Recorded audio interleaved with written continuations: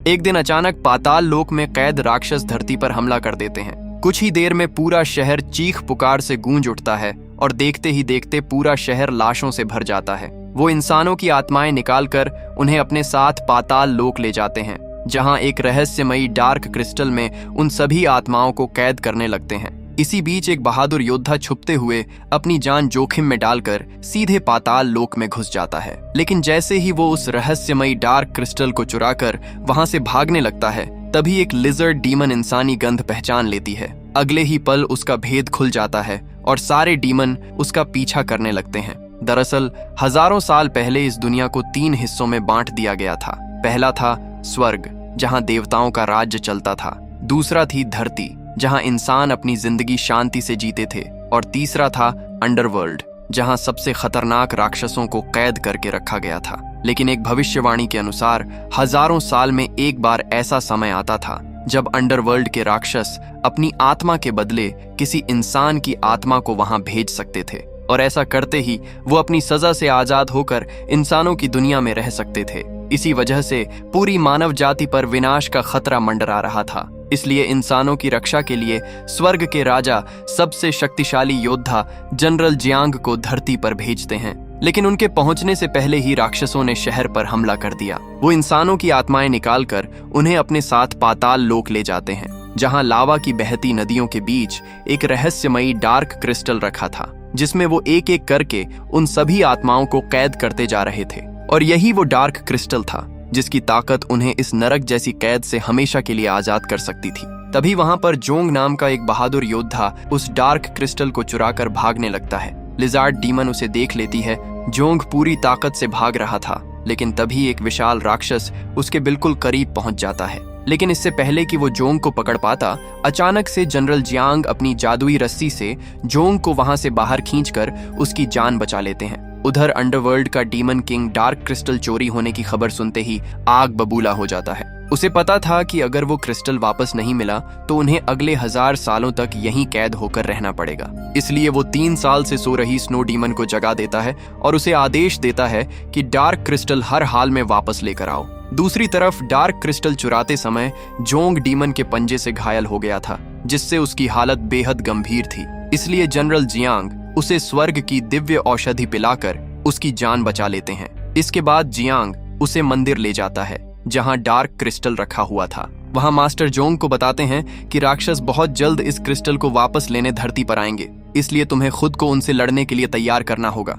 इसीलिए मास्टर उसकी ट्रेनिंग शुरू कर देते हैं। लेकिन उससे पहले वो जोंग को एक जादुई पंखा देते हैं, जिसके ऊपर जोंग के खून की बूंदें गिराते ही वो एक शक्तिशाली डीमन में बदल जाता है। खुद को इस भयानक रूप में देखकर जोंग घबरा जाता है, लेकिन मास्टर उसे समझाते हैं कि यही तुम्हारी सबसे बड़ी ताकत है। हालांकि वो उसे सख्त चेतावनी भी देते हैं कि कभी किसी इंसान के सामने अपना ये रूप मत दिखाना, वरना वो लोग तुम्हें ही अपना दुश्मन समझने लगेंगे। इसके बाद उसकी कड़ी ट्रेनिंग शुरू हो जाती है, जिसमें जियांग उसे अपनी डीमन शक्तियों पर काबू करना सिखाते हैं। अब उसकी रीढ़ से एक बेहद खतरनाक तलवार निकलने लगी थी। जियांग उसे उस तलवार का इस्तेमाल करना, कई दुश्मनों से एक साथ लड़ना और अपनी ताकत को नियंत्रित रखना सिखाते हैं। वो उसे विशेष औषधि पिलाते रहते हैं ताकि उसकी डीमन शक्ति उसके नियंत्रण में रहे। इसी बीच जनरल जियान पूरे शहर के लोगों को इकट्ठा करके उन्हें आने वाले खतरे के बारे में बताते हैं। वो कहते हैं कि राक्षस बहुत जल्द डार्क क्रिस्टल वापस लेने के लिए हमला करेंगे, लेकिन इस बार तुम्हें डरने की जरूरत नहीं है, क्योंकि अब उनका डार्क क्रिस्टल हमारे कब्जे में है। जनरल लोगों को भरोसा दिलाते हैं कि 7 दिन बाद जिन लोगों की आत्माएं राक्षस छीन कर ले गए थे, हम उन्हें भी इसी डार्क क्रिस्टल की मदद से वापस ले आएंगे। उनकी बातें सुनकर पूरे शहर में फिर से उम्मीद जाग उठती है और लोग उन्हें अपना रक्षक मानकर सम्मान देने लगते हैं। उसी दिन शहर में कुछ बेहद खूबसूरत डांसर पहुंचती हैं, जिन्हें देखकर पूरा शहर उनकी ओर खींचा चला आता है। हर कोई उनका नृत्य देखने के लिए उत्साहित था, लेकिन सुरक्षा के नियमों के कारण जोंग उनकी गाड़ियों की तलाशी लेने पहुंचता है। तभी उसकी नजर सफेद कपड़ों में खड़ी एक लड़की पर पड़ती है। उसे देखते ही उसके कदम रुक जाते हैं और उसकी आंखों के सामने पुराने दिनों की यादें तैरने लगती हैं। वो उससे पूछता है, आखिर तुम इतने सालों तक कहाँ थीं? लेकिन लड़की हैरानी से जवाब देती है, शायद तुम्हें कोई गलत फहमी हुई है, मैं तुम्हें नहीं जानती। लेकिन जोंग जैसे ही उसका हाथ पकड़ता है, उसके मन में 3 साल पुरानी यादें ताजा हो जाती हैं। उस समय जोंग एक साधारण स्टूडेंट था, जब एक बर्फीली रात उसने अपने घर के बाहर एक रहस्यमयी लड़की को देखा था, जिसकी एक झलक ही उसके दिल में हमेशा के लिए बस गई। कुछ समय बाद किस्मत ने दोनों को दोबारा मिलाया। लड़की ने अपना नाम स्नो बताया और खराब मौसम की वजह से कुछ दिनों के लिए उसके घर में रहने लगी। धीरे धीरे दोनों एक दूसरे से प्यार करने लगे, लेकिन स्नो अपने दिल में एक ऐसा राज छिपाए बैठी थी जिसे वो जोंग को बताने की हिम्मत नहीं जुटा पा रही थी। आखिर एक दिन उसने हिम्मत करके पूछा, अगर मैं इंसान नहीं बल्कि एक डीमन होती तब भी क्या तुम मुझसे प्यार करते? लेकिन जोंग मुस्कुराकर बोला, इंसानों और डीमन की दुनिया अलग अलग है, वो कभी एक नहीं हो सकती। ये शब्द सुनते ही स्नो की आंखों से आंसू बहने लगे, क्योंकि असलियत यही थी कि वो खुद एक डीमन थी। इसलिए वो बिना कुछ कहे वहां से चली जाती है और जोंग से बिछड़ने के गम में हमेशा के लिए गहरी नींद में सो जाती है। लेकिन 3 साल बाद डीमन किंग उसे उस गहरी नींद से जगाकर डार्क क्रिस्टल वापस लाने के लिए धरती पर भेज देता है और वर्तमान में लौटते ही जोंग की आंखों के सामने वही सारी यादें घूमने लगती हैं। दूसरी तरफ स्नो बाहर से खुद को अनजान दिखा रही थी, लेकिन उसके दिल की धड़कनें बता रही थीं कि वो भी जोंग से अब भी उतना ही प्यार करती है। रात में जब सभी के डांस की महफिल खत्म होती है तो जोंग एक बार फिर उसके पास जाता है, लेकिन जैसे ही वो उसके करीब पहुंचता है स्नो के बर्फीले टेंटिकल्स उस पर हमला करने की कोशिश करते हैं। तभी उसकी नजर उसकी आंखों पर पड़ती है जिनमें बर्फीले टेंटिकल्स साफ दिखाई दे रहे थे। इससे उसे तुरंत अंदाजा हो जाता है कि डीमन शहर में घुस चुके हैं। इसलिए वो स्नो को बेहोश करके वहां से निकल जाता है और बिना देर किए सीधे उस मंदिर की तरफ दौड़ पड़ता है जहां डार्क क्रिस्टल को सुरक्षित रखा गया था, क्योंकि उसे समझ आ चुका था कि वो डार्क क्रिस्टल चुराने जरूर आएंगे। वहीं मंदिर के अंदर जनरल जियांग का एक शक्तिशाली जादुई रक्षक उस क्रिस्टल की पहरेदारी कर रहा था।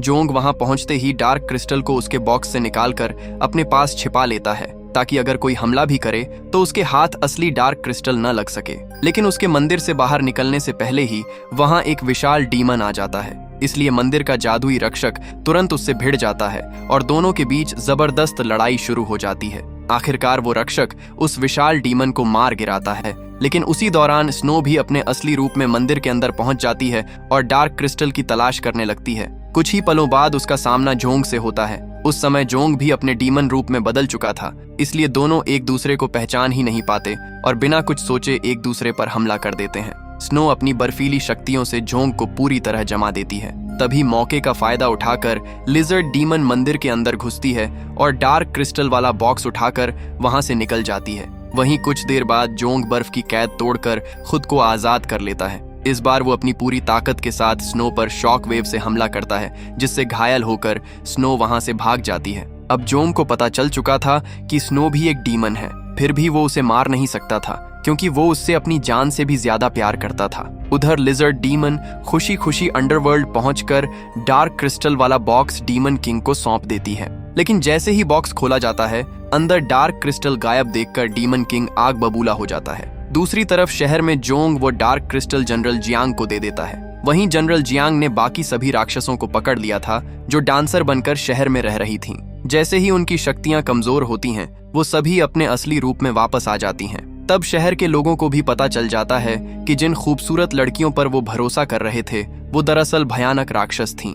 इसके बाद मास्टर उन्हें मारने का आदेश दे देता है, लेकिन तभी स्नो वहां पहुंचकर अपने साथियों को बचाने की कोशिश करती है। हालांकि जनरल जियांग उसके हर हमले को रोक देते हैं और अपने जादू से उसका डीमन रूप खत्म कर देते हैं, जिससे वो सबके सामने एक साधारण लड़की की तरह दिखाई देने लगती है। स्नो को उस हालत में देखकर जोंग पूरी तरह टूट जाता है। अब उसे पूरा यकीन हो चुका था कि उसकी पहली मोहब्बत ही स्नो डीमन है, लेकिन उसके दिल में उसके लिए प्यार जरा भी कम नहीं हुआ था। बाकी सभी डीमन को मारने के बाद मास्टर जोंग को आदेश देता है कि वो स्नो डीमन को भी खत्म कर दे, लेकिन स्नो की आंखों से आंसू बहते देखकर जोंग मास्टर के सामने घुटनों पर बैठ जाता है और उसकी जान की भीख मांगने लगता है, मगर मास्टर उसकी एक नहीं सुनता और सीधे स्नो पर हमला कर देता है। तभी जोंग बीच में आकर उसे बचा लेता है और खुद घायल हो जाता है। और इससे पहले कि मास्टर दोबारा हमला करता, उसी पल शहर की दीवारों के बाहर धरती कांपने लगती है, क्योंकि डीमन किंग अपनी पूरी सेना के साथ शहर पर हमला करने पहुंच चुका था। हजारों राक्षस शहर की ओर बढ़ रहे थे। अब इंसानों और राक्षसों के बीच अब तक की सबसे भयानक जंग शुरू होने वाली थी। डीमन किंग के शहर में घुसते ही चारों तरफ तबाही मच जाती है। उसकी सेना पल भर में शहर की दीवारें तोड़ देती हैं और इंसानों पर बेरहमी से हमला शुरू कर देती है। तभी जनरल जियांग का पालतू जानवर भी डीमन किंग पर हमला कर देता है, लेकिन डीमन किंग बहुत ताकतवर था, इसलिए वो उसे बड़ी आसानी से हराकर दूर फेंक देता है। दूसरी तरफ जनरल जियांग भी अपनी जादुई शक्तियों से लगातार राक्षसों का सफाया कर रहे थे, लेकिन जब उन्हें एहसास हुआ कि डीमन किंग को हराना आसान नहीं है, इसलिए वो जानबूझकर जोंग को घायल कर देते हैं ताकि उसके अंदर छिपी डीमन शक्तियां जाग जाएं।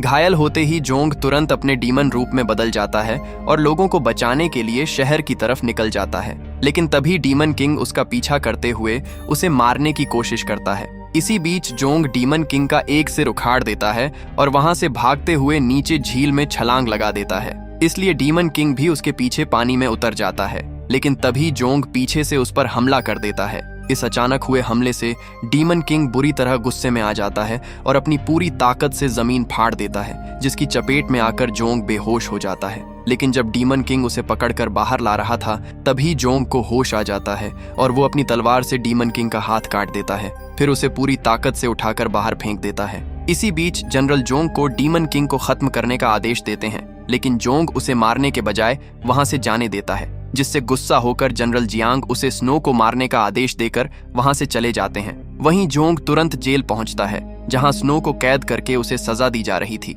लेकिन जोंग स्नो को मारने के बजाय उसे वहां से आजाद कर देता है और अपने साथ लेकर वहां से निकल जाता है। लेकिन कुछ ही देर बाद जोंग के शरीर में फिर से अजीब बदलाव शुरू होने लगते हैं और अगले ही पल वो अचानक स्नो पर हमला कर देता है। लेकिन इससे पहले कि वो उसे मार पाता, लिजार्ड डीमन वहां आकर स्नो को बचा लेती है और जोंग को वही दिव्य औषधि पिलाती है जो जनरल जियांग उसे हमेशा दिया करते थे। वो जोंग को बताती है कि इस औषधि का काम उसके अंदर की डीमन शक्तियों को काबू में रखना है। इसके बाद लिजार्ड डीमन जोंग को उसकी जिंदगी का सबसे बड़ा सच बताती है। वो कहती है कि स्कॉलर बनने से पहले ही जोंग की मौत हो चुकी थी। दरअसल कुछ अमीर लोगों ने अपने बच्चों को स्कॉलर बनवाने के लिए हेडमास्टर को रिश्वत दी थी, इसलिए हेडमास्टर ने जानबूझकर जोंग को परीक्षा में फेल कर दिया और उसे मौत की सजा सुना दी गई। लेकिन इस धोखे को सहन न कर पाने की वजह से तुमने अपनी जान दे दी थी। उसके बाद जनरल जियांग ने उसे दोबारा जिंदा करके एक डीमन बना दिया और तभी से जनरल जियांग उसे ये औषधि पिलाते रहे ताकि उसकी डीमन शक्तियां कभी पूरी तरह जाग न सकें। इसलिए जब काफी समय तक उसे ये औषधि नहीं मिली तो वो फिर से डीमन बनने लगा था। ये सच्चाई जानने के बाद जोंग अंडरवर्ल्ड जाने का फैसला करता है। जोंग को वहां देखते ही सैकड़ों डीमन डरकर वहां से भागने लगते हैं। तभी जोंग का सामना डीमन किंग से होता है। तब वो जोंग को बताता है कि उसकी मौत के बाद जनरल जियांग ने सिर्फ डार्क क्रिस्टल हासिल करने के लिए उसे दोबारा जिंदा किया था और वो पूरे समय तुम्हारा इस्तेमाल करते रहा। डीमन किंग कहता है, अगर तुम इंसान होते तो कभी अंडरवर्ल्ड में कदम नहीं रख पाते, यहाँ तक कि देवता भी नहीं आ सकते, और तुम्हारा यहाँ तक पहुँचना ही इस बात का सबूत है कि तुम भी एक डीमन हो। लेकिन जोंग कहता है, मैं डीमन नहीं हूँ, और गुस्से में आकर वो डीमन किंग पर हमला कर देता है। उसी पल एक जबरदस्त विस्फोट होता है और उसके बाद डीमन किंग का असली इंसानी रूप सबके सामने आ जाता है। इसके बाद वो जोंग को बताता है कि उन्होंने इंसानों की दुनिया पर हमला जनरल जियांग के कहने पर ही किया था। लेकिन जब उसने जोंग को जनरल जियांग की तरफ से लड़ते देखा, तब उसे उसका असली मकसद समझ आ गया। जनरल जियांग डार्क क्रिस्टल की मदद से सबसे शक्तिशाली देवता बनकर स्वर्ग, धरती और पाताल तीनों लोकों पर राज करना चाहता था। लेकिन अब उसे रोकने की ताकत किसी के पास नहीं बची थी। इसलिए डीमन किंग अपनी सारी शक्तियां जोंग को सौंप देता है ताकि वो जनरल जियांग का सामना करके इंसानों और डीमन दोनों की रक्षा कर सके। वहीं धरती पर मास्टर डार्क क्रिस्टल की शक्तियों को अपने अंदर समेट रहा था। तभी वहां जोंग पहुंचकर उससे पूछता है कि क्या डीमन किंग ने जो कुछ बताया था वो सच था। इस पर जनरल जियांग हंसते हुए सब कबूल कर लेता है। वो बताता है कि अगर दुनिया में शांति हो जाए तो कोई भी देवताओं की पूजा नहीं करेगा। इसलिए उसका मकसद इंसानों और डीमन के बीच हमेशा युद्ध बनाए रखना था, ताकि इंसानों के दिलों में डर और इच्छाएं बनी रहें और वो हमेशा देवताओं पर निर्भर रहें। जब जोंग उससे पूछता है कि वो पहले से ही एक देवता है, फिर उसे और क्या चाहिए, तब जनरल जियांग बताता है कि उसे कभी दूसरे देवताओं जितना सम्मान नहीं मिला। अब वो डार्क क्रिस्टल की शक्ति से सबसे शक्तिशाली देवता बनकर तीनों लोकों पर राज्य करना चाहता है। अगले दिन जोंग शहर पहुंचकर सभी लोगों को जनरल जियांग की सच्चाई बताने की कोशिश करता है, लेकिन कोई भी उसकी बात पर विश्वास नहीं करता, क्योंकि सभी लोग उसका डीमन रूप देख चुके थे और वो स्नो को भी बचाकर ले गया था। तभी जनरल जियांग वहां पहुंच जाता है। उसे देखते ही सभी लोग उसके सामने सिर झुका देते हैं, लेकिन जोंग उसके सामने झुकने से इनकार कर देता है और लोगों को उसकी सच्चाई बताने लगता है। तभी जनरल जियांग लोगों से कहता है कि ये एक डीमन है, इसलिए सभी लोग उसे डंडों और पत्थरों से मारने लगते हैं, जिससे जोंग को गुस्सा आ जाता है और वो अपने डीमन रूप में बदल जाता है। ये देखकर सैनिक उस पर हमला करके उसे घायल कर देते हैं, लेकिन तभी स्नो वहां आ जाती है और वो जोंग को बचाकर वहां से ले जाती है। लेकिन कोई भी जोंग की बातों पर यकीन नहीं कर रहा था, इसलिए वो गुस्से में चिल्लाने लगता है, जिससे समुद्र में बहुत ऊंची लहरें उठने लगती हैं। लेकिन जोंग का गुस्सा शांत होने का नाम नहीं ले रहा था और वो इधर उधर भागने लगता है। स्नो हिम्मत नहीं हारती और उसे अपने सीने से लगाकर बड़ी मुश्किल से उसका गुस्सा शांत करती है। लेकिन जोंग अभी भी बहुत परेशान था, क्योंकि डार्क क्रिस्टल अभी जनरल जियांग के पास था और वो आज रात ही उसकी मदद से सभी इंसानों और डीमन को खत्म करने वाला था। यही सोचते सोचते वो वहीं सो जाता है। लेकिन जब उसकी आंख खुलती है तो स्नो वहां नहीं थी, इसलिए वो तुरंत जनरल जियांग को रोकने निकल पड़ता है।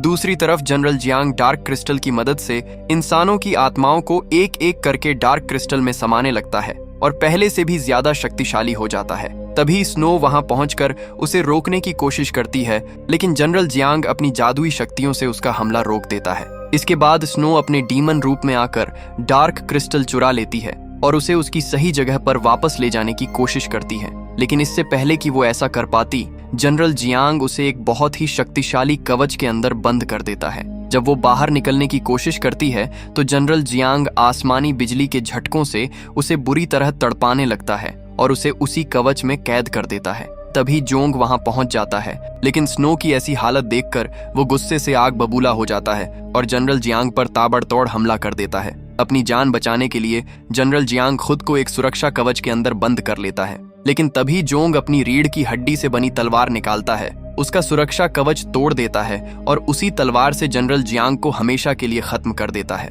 जनरल जियांग के मरते ही सभी इंसानों की आत्माएं वापस उनके शरीरों में लौट आती हैं, जिससे वो फिर से जिंदा हो जाते हैं और तीनों लोक विनाश से बच जाते हैं। स्नो भी जियांग की कैद से आजाद हो चुकी थी, लेकिन वो बिजली के हमले से बुरी तरह घायल हो गई थी, इसलिए वो जोंग की गोद में ही अपने प्राण त्याग देती है और एक डार्क क्रिस्टल में बदल जाती है। स्नो की मौत से जोंग बुरी तरह टूट जाता है। इसके बाद जोंग उस डार्क क्रिस्टल को पाताल लोक में उसकी सही जगह पर वापस रख देता है। आखिर में स्वर्ग के देवता उसे स्वर्ग लौटने का निमंत्रण देते हैं, क्योंकि उसने पूरी मानव जाति की रक्षा की थी। लेकिन जोंग स्वर्ग जाने से मना कर देता है और पाताल लोक लौटने का फैसला करता है, क्योंकि अब वहीं उसकी असली दुनिया थी, जिसे बचाने के लिए उसे अपनी मोहब्बत खोकर सबसे बड़ी कीमत चुकानी पड़ी। और इसी भावुक पल के साथ ये शानदार फिल्म यहीं खत्म हो जाती है। दोस्तों, आपको इस मूवी की कहानी कैसी लगी? कमेंट करके जरूर बताइए।